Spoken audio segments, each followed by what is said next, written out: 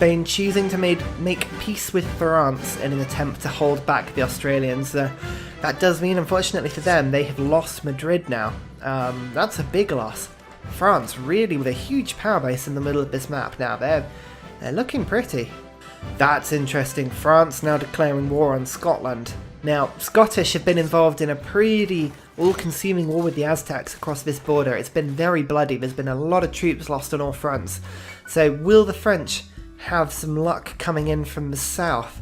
I mean, they share a huge adjacent border, actually. There's 1, 2, 3, 4, 5 Scottish cities that could be attacked just by sort of being in range of the Scottish border.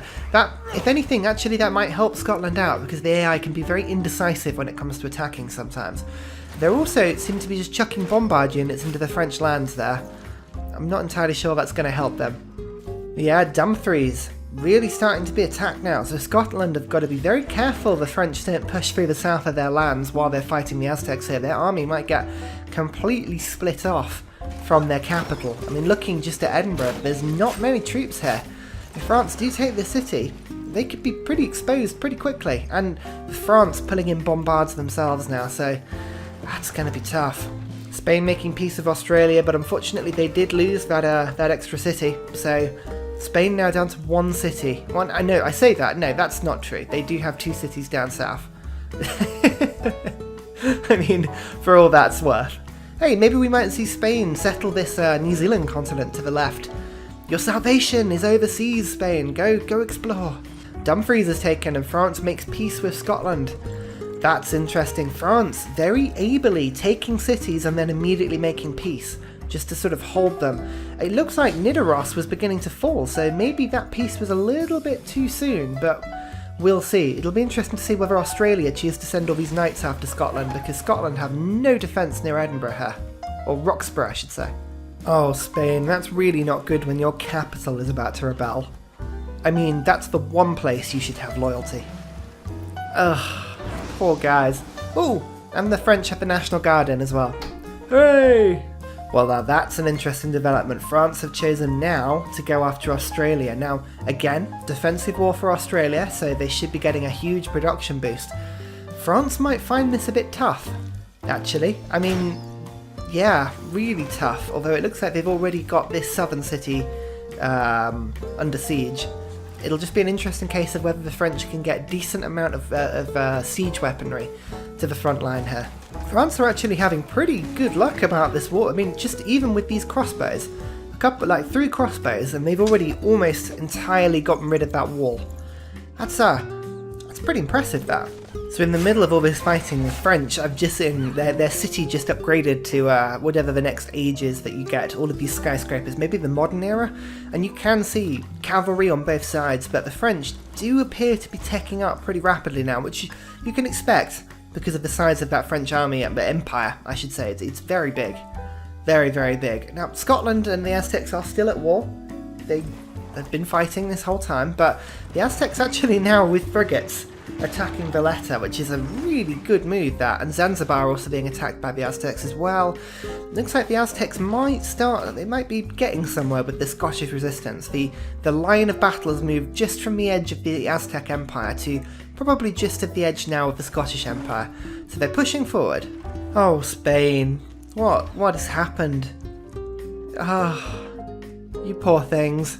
Interesting that France and Australia have made peace.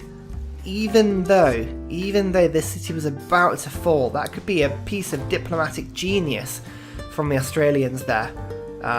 If not, a really bad move from France. I'm not entirely sure which way around that one would be.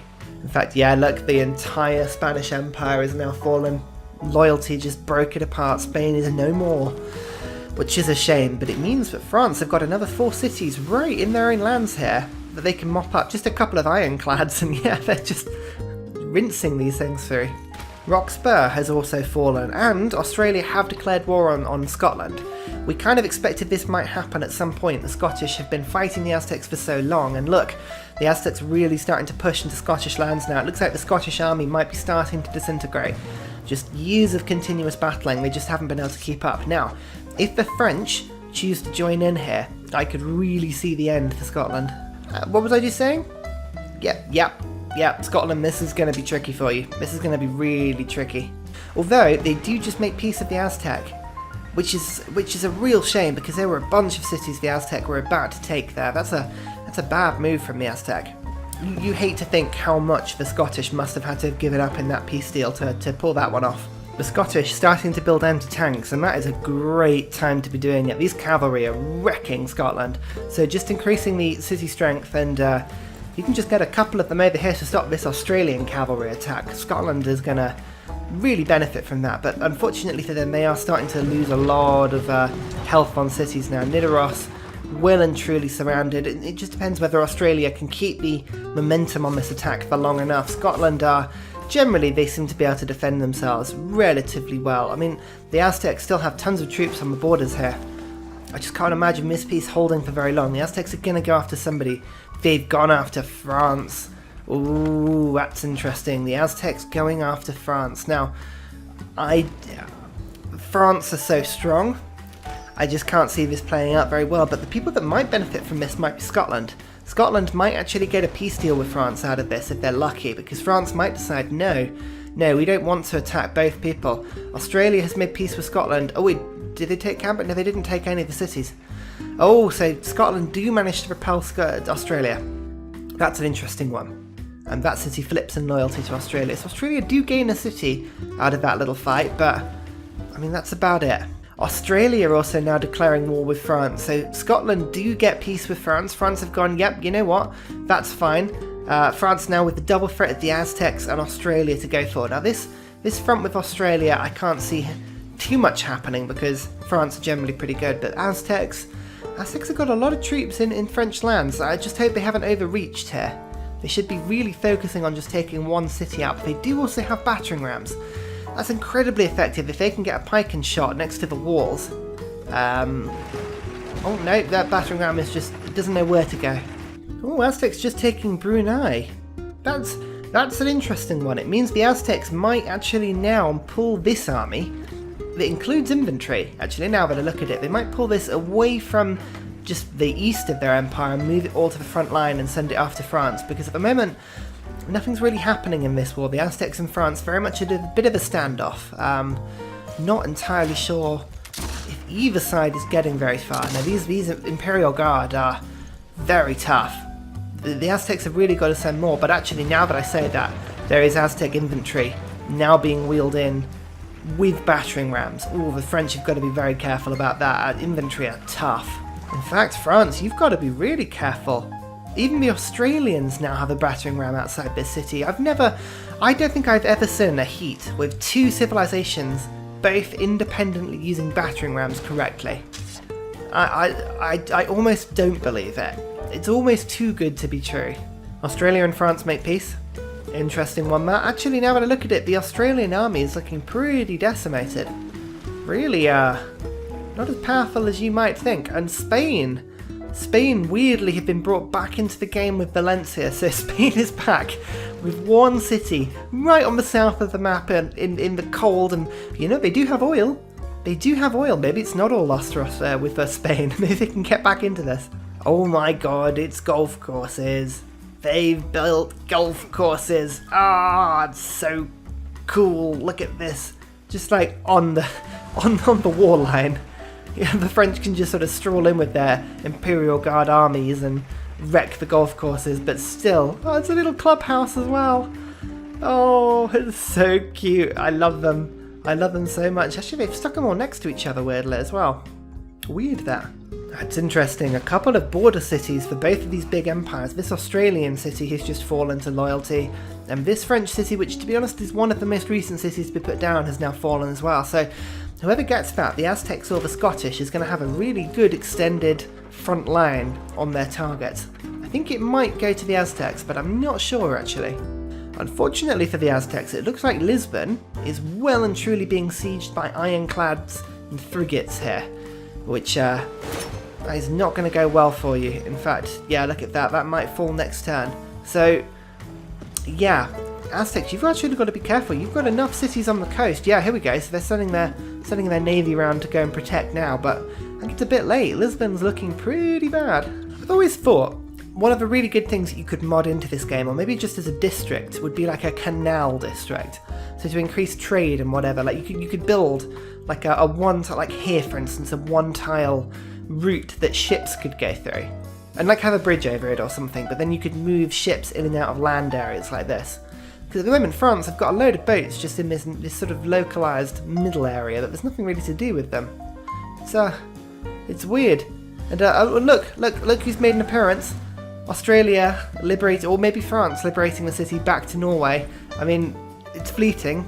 They'll be disappearing in 3 turns, but still, hello Norway! Good to see you again. Yeah, weirdly, the Aztecs didn't use any of this infantry or battering rams to attack any of the French cities. They've very much retreated to their own lands and are now going after this 3-state here. So, it's weird. Neither computer wants to commit itself too much to a war here. Australia, that's mean. They're only here for 1 turn. Leave them alone. I told you. I'm interested to see how long a city with 18 garrison strength holds itself. I mean, I'm gonna assume not long, but we shall see. This little city actually is of huge importance. That's uranium. That's uranium right there. So that, whoever owns this city is going to have a real fun with nukes later in the game. I mean, that would be a strategically important point. France, take this city and liberate it back to Spain. That's a strange choice. France, weirdly like, yep, we want Spain around. Definitely. Maybe they just want a buffer state between them and Australia. France knows that it's got a bigger and better empire than Australia, so it's happy just to keep this buffer state in the middle. Weird, that. Another complaint I have with the AI, if I didn't have enough for you, they don't use embarked attacks. Now, Zanzibar has been surrounded by Scotland for about 5 turns now with 0 health. I mean, look at all of these submarines and siege weaponry deck. It's just going to go bang, bang, bang, bang.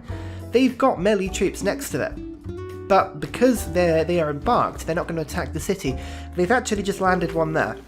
So I reckon next turn they might actually take the city. But they feel like they need to embark first and then move the melee troop in from the land, like that. Rather than sort of attacking. I mean, if a city's on 0 health, I know an embarked attack is rubbish, but you can do it anyway. That's not a problem. Spain have gone. Norway are back. Hello, Norway! Oh, 1 turn. 1 turn away. Bye-bye, Norway! Aztec deciding to go after Scotland. I mean, you can, but you're kind of still at war with France. And France aren't very happy with you. And Lisbon has just fallen, which was pretty much your perimeter city here. So, this might not work well for you, Aztecs. You've got to be careful here. Come on, I just want to see any troop attack this 18-strength city. Like, this tank, I think, would just walk through. No, Australia retreating. They don't want to get involved. Come on, France. You've got an artillery in range. Just hit it and then take it over. Go on. Go on. So, I think I'm going to need your help, guys, on this one. That's, yeah. I mean, it could kind of go any way. So, I think if we, now that we're on turn 175, we can kind of agree that Spain's not going to go through. Poor Spain. Philip, you didn't get your hands on a religion. You were very much sandwiched between 2 quite powerful nations. Yeah, it just didn't quite work out for you. France as well, I think we can agree, definitely won that. I mean, at the end of that game, they had 1, 2, 3, 4, 5, 6, 7, 8, 9, 10, 11, 12, 13, 14, 15, 16, 17, 18, 19 cities. France did very well. They played a very good game. They had good tech, good strategy, good diplomatic ability to go to war, take a city, and then make peace. I was impressed with France. Second place, though, is a lot more difficult to call, and this is where I'm going to need your help. We've got 3 choices, really. We've got Australia, who fleetingly have shown ability to go to war with Spain and have done quite well. They've gone to war with Scotland, and they haven't done as well. They've gone to war with Norway, and, I mean, that was always going to go easy. Scotland as well in the north have resisted a huge Aztec attack for quite a long time, was quite good at taking city-states, but otherwise has found itself pegged back in a couple of areas. Aztecs, again, pretty solid game. They never really lost anything to anybody, but they didn't also get into their groove very well, and I just feel like a bit of an underwhelming game, if not a solid game from the Aztecs.